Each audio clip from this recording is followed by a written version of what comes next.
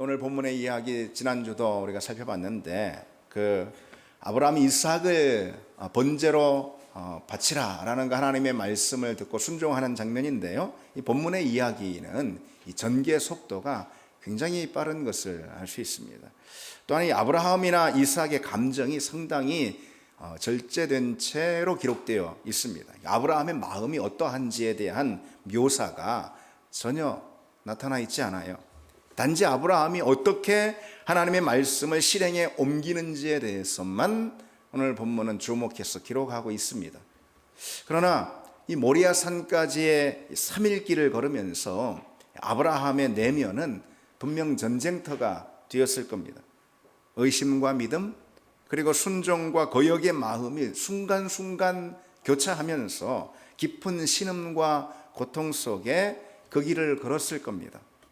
이럴 거면 이삭을 주신다는 약속은 왜 하셨어? 내가 원하기도 전에 하나님이 주신다고 하셔놓고 이제 와서 이게 무슨 일이야? 이럴 거면 왜 전에 이스마엘을 내가 데리고 있으려 할 때 하나님 내보내라 그렇게 하셨을까? 이삭을 취하실 거면 왜 이스마엘까지도 다 내보내라 그렇게 하셨는가? 하나님이 이토록 잔인한 분이실까? 하나님은 혹 학대를 즐기는 분이 아닐까라는 그런 마음까지도요. 그러나 한편 아브라함의 내면은 이런 생각으로 또 씨름했을 겁니다. 내가 하나님을 제대로 믿고 있는 건 맞나? 나는 하나님을 내 입맛대로 믿어온 건 아닐까? 그리고 분명 무슨 뜻이 있어서 무슨 뜻이 있기 때문에 이런 명령을 하신 것이 아닐까? 그러면서 이 순종에 저항하는 내면의 인간적인 목소리와 힘겨운 씨름을 하면서 그렇게 그 길을 걸었을 거예요. 헨리 나우엔이라는 유명한 신학자가 있잖아요. 하나님의 음성을 듣고 순종하려면 우리의 주목을 끌기 위해 다투는 다른 모든 음성에 대해 저항을 구축해야 한다라고 말한 바 있는데, 분명 아브라함은 3일 길의 그 긴 시간 동안에 내면에 들리는 다른 목소리들, 불순종의 거역의 또 의심의 목소리들과 저항하느라 거의 탈진의 상태가 되었을 겁니다. 그러나 그의 순종의 행보는 단호하고도 주저함이 없었습니다. 왜 하나님은 이 아브라함에게 그런 순종을 요구하고 계신 걸까요? 물론 하나님에게 어떤 괴상한 성격이 있어서 그런 건 아니죠. 하나님이 잔인한 분이시기 때문도 아닐 겁니다. 본문 말씀은 분명 하나님이 아브라함을 시험하시려고 라고 기록하죠.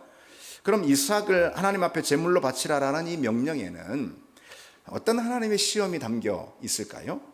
지난주 그 말씀을 드렸듯이 하나님은 지금 아브라함에게 당신이 이삭 때문에 하나님이 아니라 이삭과 관계없이도 하나님이다라는 이 사실, 그것을 아브라함이 믿음으로 갖고 있는가라는 바로 그 점을 시험하고 계신 겁니다. 그러고 보면은 오늘 본문의 아브라함의 시험은 구약 성경 욥기 있죠. 이 욥이 받은 시험과 고통을 떠오르게 하죠. 욥기에 보면은 사단이 당돌하게 하나님께 도전적인 질문을 하는 그런 장면이 나옵니다. 어떤 질문이요? 욥이 어찌 까닭 없이 하나님을 경외하리이까? 욥이 까닭 없이 하나님을 경외할 턱이 있겠습니까? 사단은 멀쩡하게 신앙생활 잘하고 있는 욥을 하나님께 참소하고 있습니다.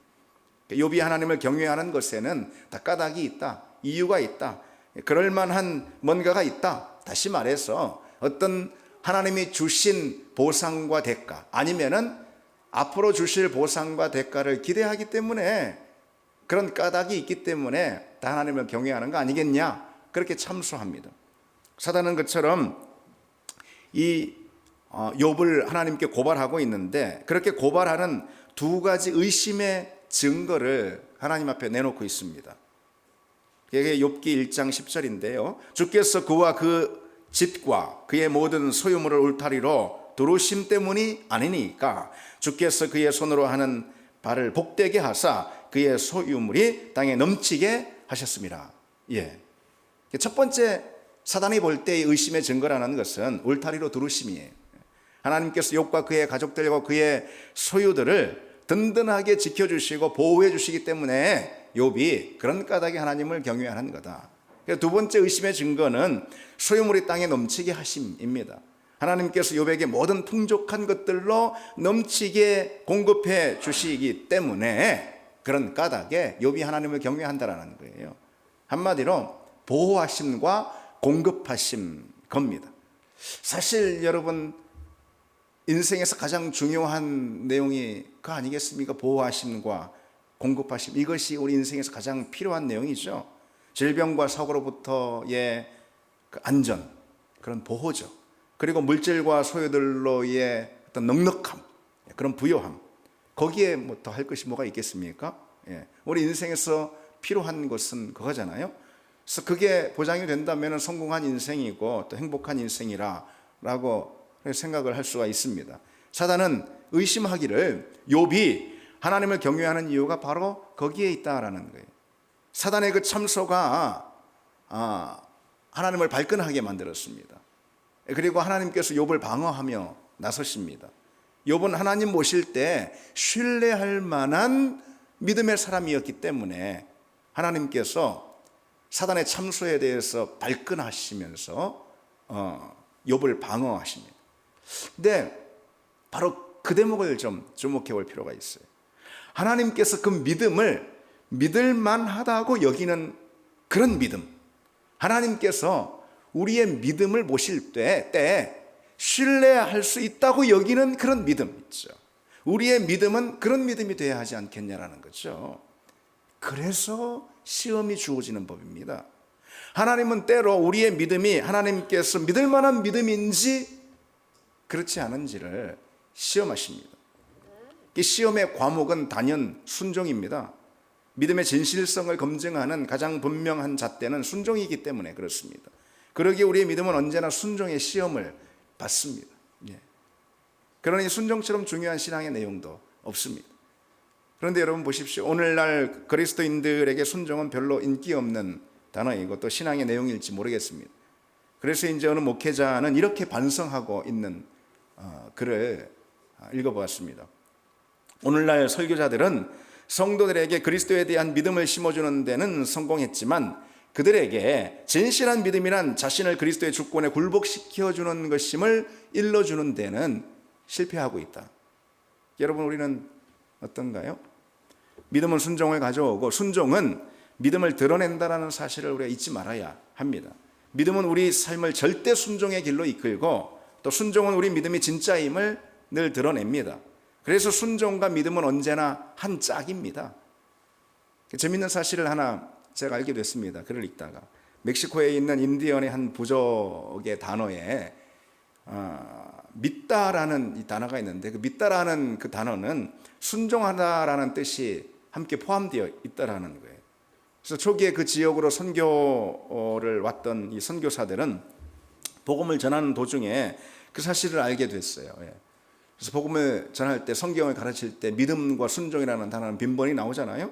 그래서 그것을 구분해서 이 선교사들이 늘 가르치는데 그러다가 이들 단어를 보니까 믿음과 순종이 한 단어라는 것을 알게 된 것이죠. 그래서 굉장히 의아하게 생각을 했습니다. 선교사들은 아직 문명화가 덜 된 그런 민족의 언어이기 때문에 뭐 그렇게 상세히 구분되지 않았나 보다 이렇게 생각을 했다라는 거예요. 그러나 인디언들과 서로 자세히 알아갈수록 잘못된 건 오히려 선교사들 자기 자신들의 생각이라는 것을 깨닫게 됐습니다. 믿음과 순종을 나누어 가르치려는 그 선교사들에게 인디언들이 자꾸 이렇게 그 질문을 하고 답을 했다라는 거예요. 도대체 이 두 단어의 차이가 무엇입니까? 믿음에 순종하게 되어 있지 않는 건가요? 또 순종을 한다는 것은 곧 믿는다라는 뜻 아니겠습니까? 믿으면서 순종하지 않을 수 있고 또 순종하면서도 믿지 않을 수 있다라는 거, 이거야말로 우리에게는 전혀 이해가 될 수 없는 대목인데요. 뭐 이런 식으로 믿음과 순종은 서로 한 쌍이죠. 성경에서 많은 경우 믿음이라는 단어는 곧 순종이라는 단어와 전혀 무리 없이 교환될 수 있을 정도로 같은 의미입니다. 믿으면서 순종하지 않고 또 순종하면서 믿지 않을 수는 애당초 없는 것이죠. 그래서 믿음에는 능력이 있음을 우리는 압니다. 그런데 그 믿음의 능력은 늘 순종을 통해서 경험이 됩니다. 우리가 믿음의 능력이 있는 줄 알면서도 그 능력을 경험하지 못하는 이유가 어디 있습니까? 예? 바로 믿음의 능력은 순종을 통해서 경험되기 때문에 그렇습니다. 순종하지 않는 믿음은 더 이상 믿음일 수도 없지만은 그런 믿음은 믿음이 갖고 있는 능력을 경험할 수가 없습니다. 믿음과 순종이 한 쌍인 이유도 바로 거기에 있습니다. 믿음의 능력은 늘 순종을 통해서 경험이 된다라는 거기에 믿음과 순종이 한 쌍이라는 이유를 알 수 있다라는 거예요. 믿음은 그것이 진짜 믿음이라면은 순종을 가능하게 하고 순종은 그 믿음의 능력을 나타냅니다. 이런 이야기로 설명을 해볼 수가 있을 겁니다. 어느 설교자가 이렇게 고백했습니다. 만일 주님께서 성경을 통해서 내가 돌담을 뛰어넘어가야 한다고 말씀하신다면 나는 그대로 순종할 것입니다. 이는 뛰는 것은 내가 할 일이고 넘게 해주시는 분은 하나님께 속한 일이기 때문입니다. 그러니 순종은 믿음을 시험하는 통로이면서 동시에 능력을 경험하는 자리가 됩니다. 순종의 내용이 종종 내 힘으로는 할 수 없는, 내 의지로는 할 수 없는 일들이기 때문입니다. 그럼에도 순종할 때 그때 우리는 하나님의 능력, 그건 믿음의 능력인데요, 그 능력을 경험합니다. 하나님의 성품을 만납니다. 하나님의 은혜를 깊이 체험합니다. 그래서 순종은 믿음의 역사를 만들어내고 신앙의 새로운 노래들을 새로 만들어냅니다. 우리 인생 가운데. 모세는 홍해를 건너라는 명령을 받았습니다. 그의 의무는 순종일 뿐입니다. 하나님의 약속은 홍해로부터의 구원이죠. 모세가 순종했을 때 구원의 역사가 일어났습니다. 아브라함은 어떻죠? 아브라함은 이삭을 드리라라는 그런 명령을 받았습니다. 그의 할 일은 다만 순종입니다. 그리고 하나님의 일은 여호와 이레의 역사인 거죠. 아브라함이 순종했을 때 여호와 이레의 역사를, 다시 말해서 믿음의 능력을 체험한 것입니다. 물론 여기서 여호와 이레, 다시 말해서 이것은 하나님께서 준비하심 이런 뜻인데요, 여호와께서 준비하심의 그 내용이 어떤 것이 될지는 아무도 모릅니다. 그건 하나님만 아십니다. 그러니 그건 하나님께 신뢰하고 여호와 이레의 내용이 뭔지, 그건 하나님만 신뢰하고 전적으로 하나님께 맡깁니다. 그리고 우리는 주님께서 주신 말씀에 단지 순종하는 것, 그럴 때 그 순종은 믿음의 능력을 나타냅니다. 어쨌든 순종은 하나님의 능력을 만나고 하나님이 어떤 분이신지 체험하게 합니다. 그래서일까 그 종교개혁자 마틴 루터 있죠. 마틴 루터는 교회개혁이라는 중차대한 그 어렵고 힘든, 한 사람으로서 할 수 없는 그런 큰 일, 역사의 변고점을 가져오는 그런 큰 일을 수행하면서 종종 이렇게 말했답니다. 나는 능력보다 순종을 원합니다. 능력이 필요했을 거예요. 그렇죠? 사람을, 세상을, 교회를 변화시키고 뒤집어 놓고 바꾸는 일 아니겠습니까? 역사를 흔드는 일이죠. 능력이 필요했을 것입니다.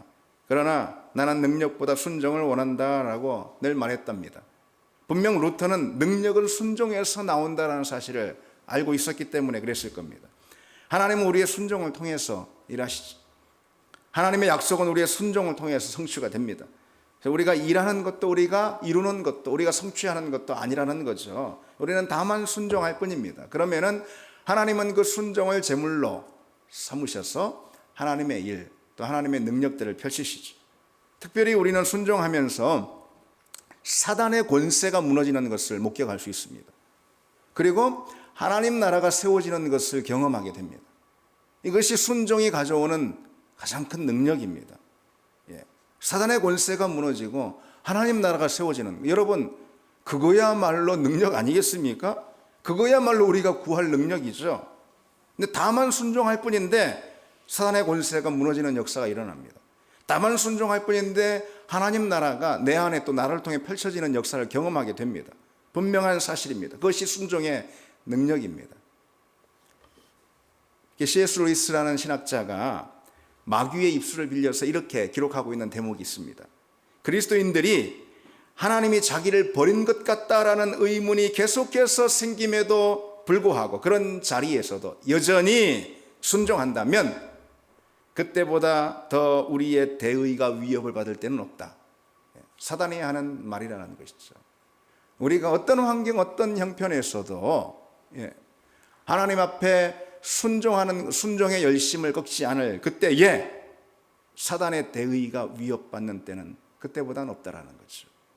사단의 권세가 무너지는 가장 강력한 무기, 사단의 권세를 무너뜨리는 가장 강력한 무기, 그건 순종입니다. 그리고 그 C.S. 루이스는 또 같이 이렇게 가르쳐주고 있습니다. 천국은 뭔가? 천국은 우리가 순종을 통해 하나님이 주신 우리의 의지를 완벽하게 되돌려드리는 바로 그 자리에 있다 라고 그렇게 가르쳐줍니다.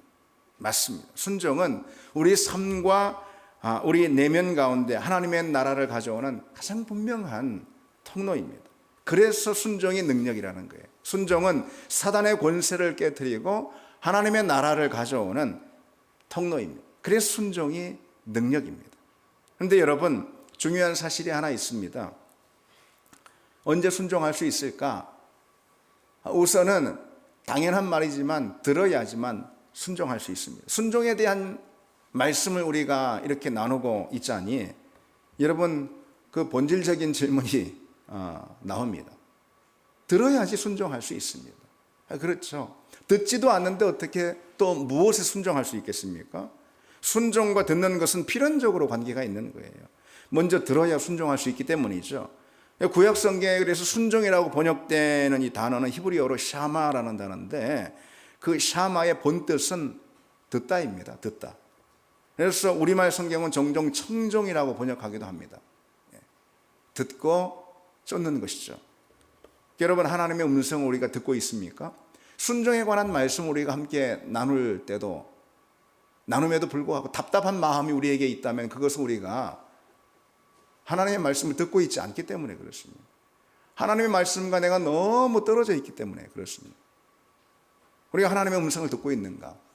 말씀을 통해서, 말씀의 묵상을 통해서, 말씀에 항상 귀 기울임을 통해서, 말씀에 항상 주목하고 말씀에 항상 집중하는 것을 통해서 세상이 떠드는 소리가 너무 많고 내 내면에서 내 삶을 좌지우지하려는 목소리들이 너무 많은 나의 삶의 자리 가운데서 내가 정말 하나님께 하나님의 말씀 음성에 집중하지 않는다면 우리는 결코 하나님의 음성을 들을 수 없을 겁니다. 하나님의 음성을 듣지 않고도 어떻게 그 말씀에 순종하고 있다라고 말할 수 있을까요? 우리가 말씀을 묵상하고 있는가? 기도 가운데 하나님의 음성을 예민하게 집중하고 있는가? 그렇지 않다면은 순종한다라는 것은 다 헛된 말일 뿐인 것입니다. 그저 다 자기 뜻대로 살 뿐인 거죠. 자기 소견에 옳은 대로 살 뿐인 거예요. 들은 말씀이 없는데 새기고 있는 말씀이 없는데 무엇에 순종하고 무엇을 따를 수 있겠습니까? 이사야는 주 여호와께서 나의 귀를 여셨으므로 내가 거역하지도 아니하고 뒤로 물러가지도 아니했다라고 고백합니다. 하나님이 그의 귀를 여셨기에, 다시 말해 그가 하나님의 말씀을 들었기에, 그래서 그 10년 가운데 하나님의 말씀이 새겨졌기에 그는 이제 거역하지도 돌아서지도 않을 수 있었다라는 거죠. 다시 말해 순종할 수 있게 됐다라는 것입니다. 그래서 우리는 여러분 듣는 연습을 해야 합니다.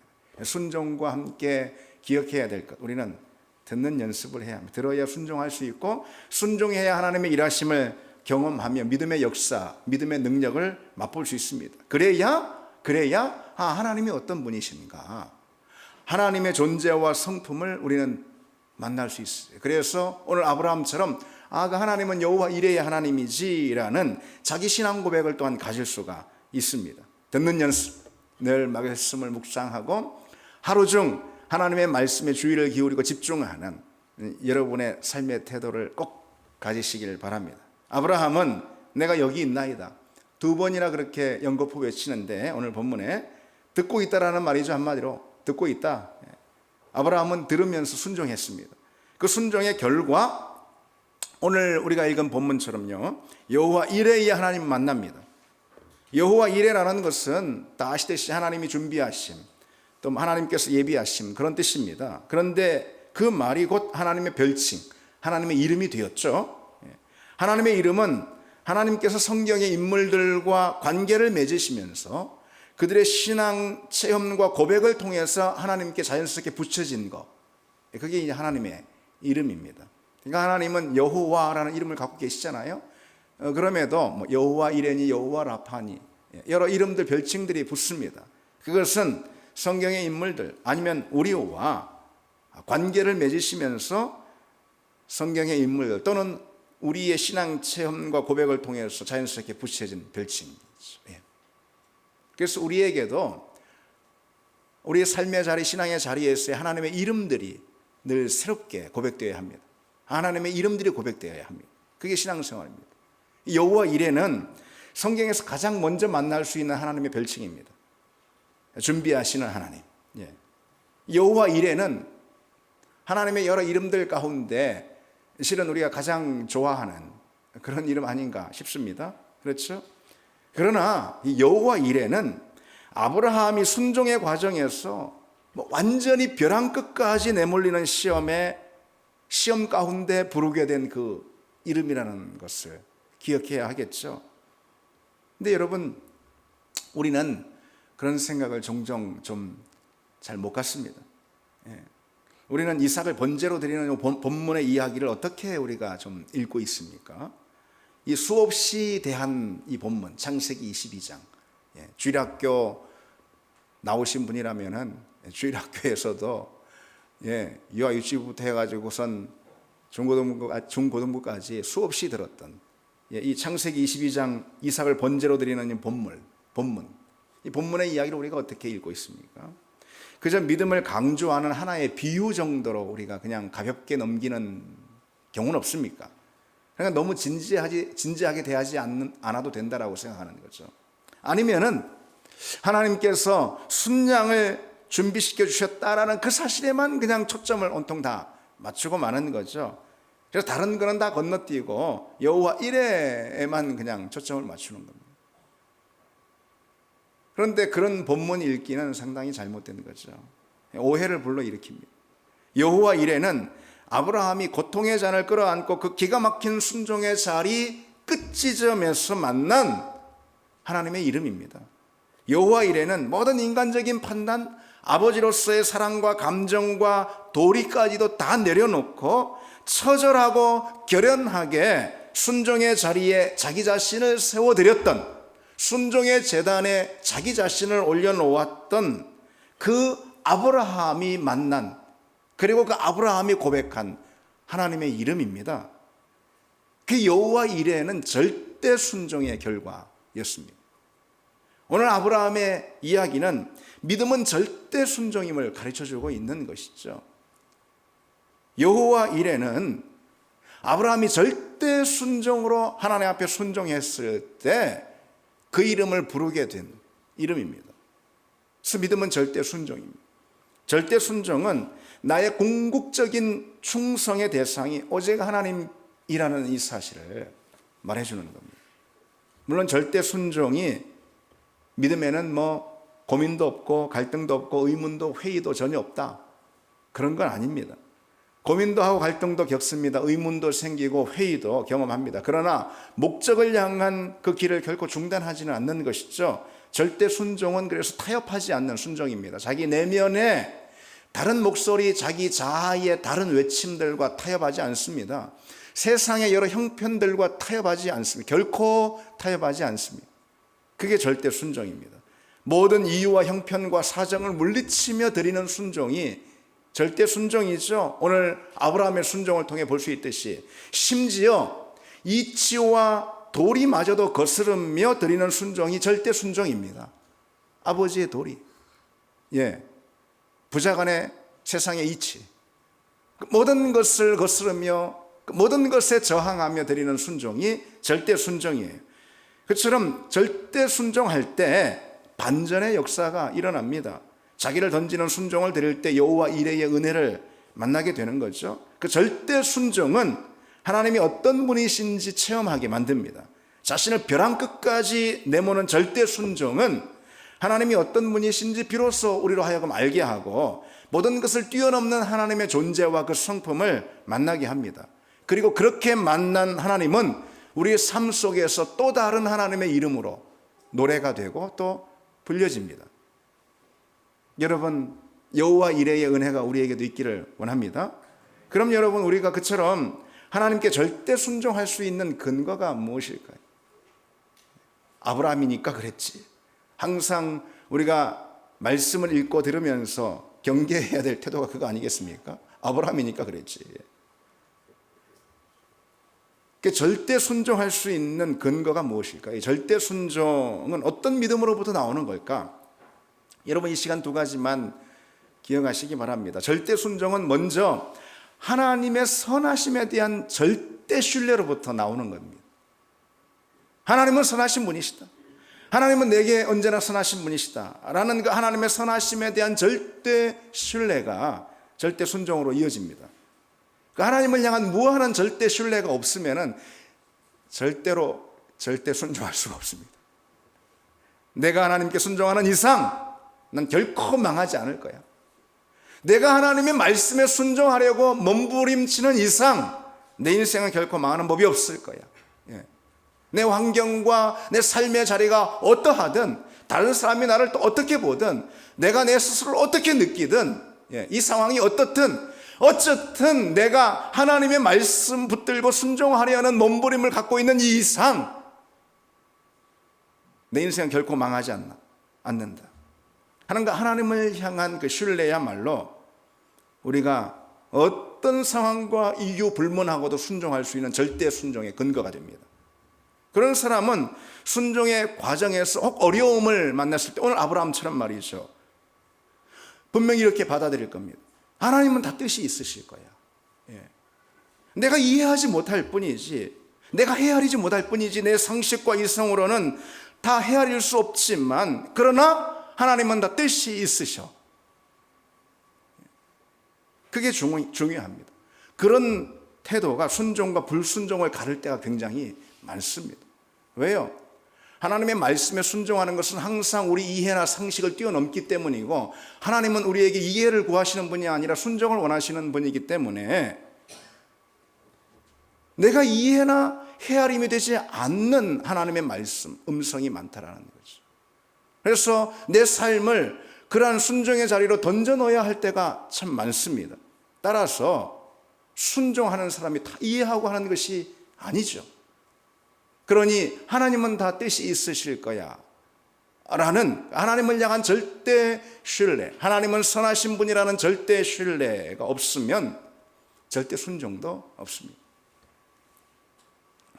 중세 유럽의 수도원에서 제자를 삼기 위한 시험 가운데 이런 시험이 있었답니다. 그 첫 번째 관문이 바로 배추 심기라는 거예요. 이 수도원장이 배추 뿌리를 하늘을 향하고 심으라라는 그런 그 지시를 종종 내렸다고 합니다.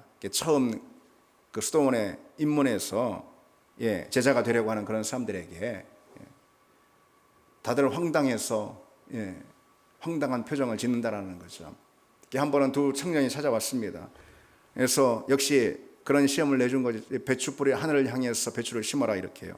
한 청년은 수도원장 지시대로 그렇게 했습니다. 그런데 다른 청년은 자기 상식대로 뭔가 잘못 말했을 거야. 그럴 수가 있어. 자기 상식대로 뿌리를 땅을 향하도록 심었습니다.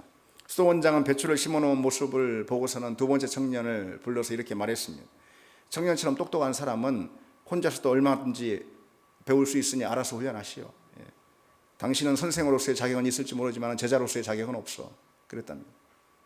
다 뜻이 있어 이런 순종을 내게 요구하시지.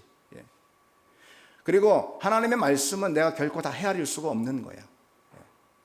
하나님은 선하신 분이시면 그러나 틀림없이 맞아. 그것이 하나님을 향한 무한한 신뢰입니다. 그 무한한 신뢰를 바탕으로만 우리는 어떤 하나님의 말씀에도 기쁘게 순종할 수가 있습니다. 그리고 그 순종은 하나님의 선하신 역사를 경험하게 하고, 여호와 이레의 하나님, 우리가 결코 상상도 꿈에도 생각도 할 수 없었던 능력, 믿음의 능력과 역사를 만나게 되는 거죠. 여러분, 그 믿음을 우리 모두가 갖기를 원합니다. 한 가지 더, 우리가 하나님께 절대 순종할 수 있는 근거, 그것은 하나님의 사랑을 진정으로 체험하면 절대 순종할 수 있게 됩니다. 하나님의 절대 사랑이죠. 십자가의 사랑은. 그 하나님의 절대 사랑을 체험하면 절대 순종도 즐겁게 됩니다. 기꺼이 됩니다.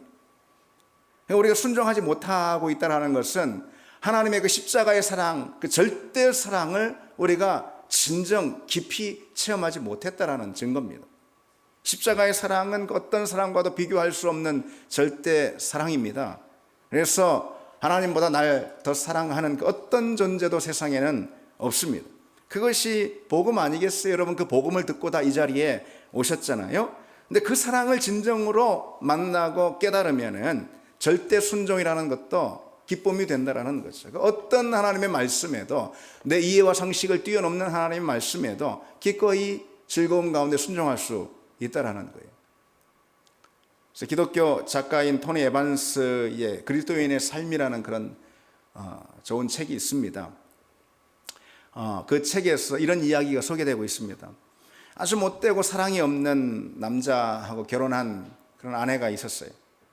그래서 그녀의 남편은 종종 오늘 이 옷을, 출근하면서 오늘 이 옷을 전부 세탁해놔, 아니면 내가 퇴근하자마자 저녁 먹을 수 있게 딱 저녁 준비해놔.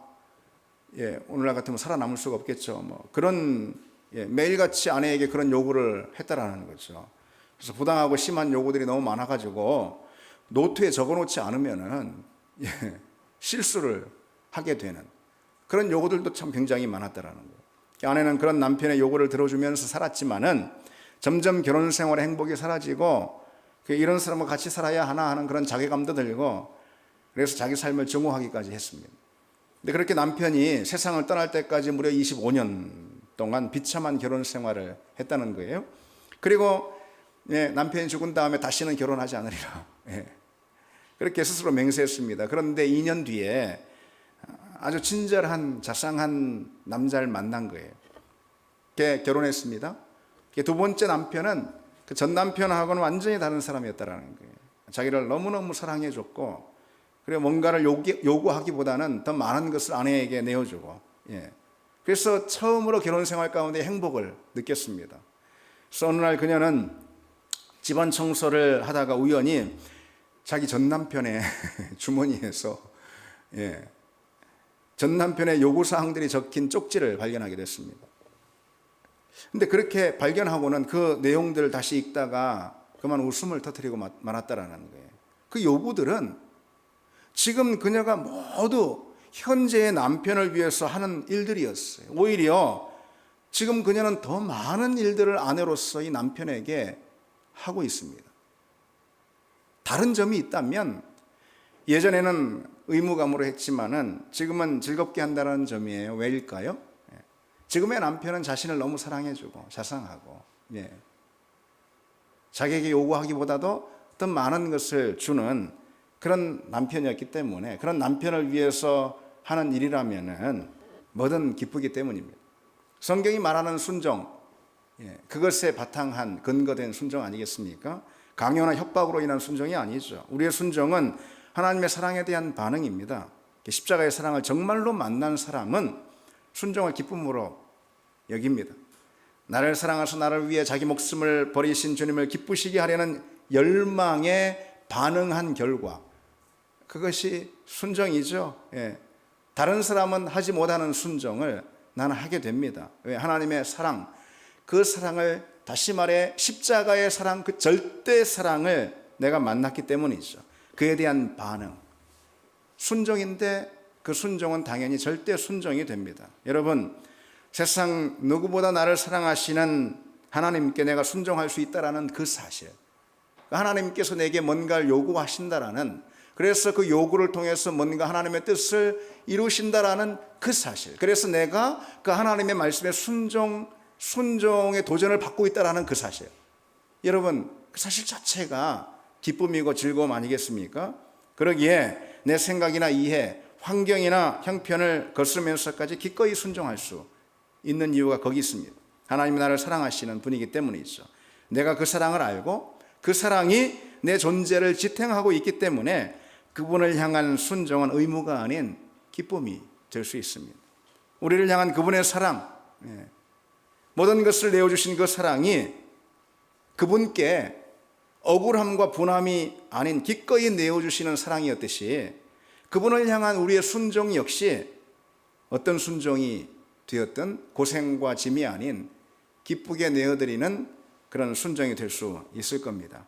그리고 그 순종의 결과 역시 큰 은혜와 축복, 여호와 이레의 능력으로 이어진다는 사실 기억해야 하죠. 이사야서에 너희가 즐겨 순종하면 땅의 아름다운 소산을 먹을 것이요.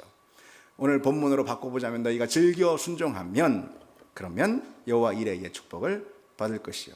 이렇게 읽을 수 있을 겁니다. 이제 말씀 맺겠습니다.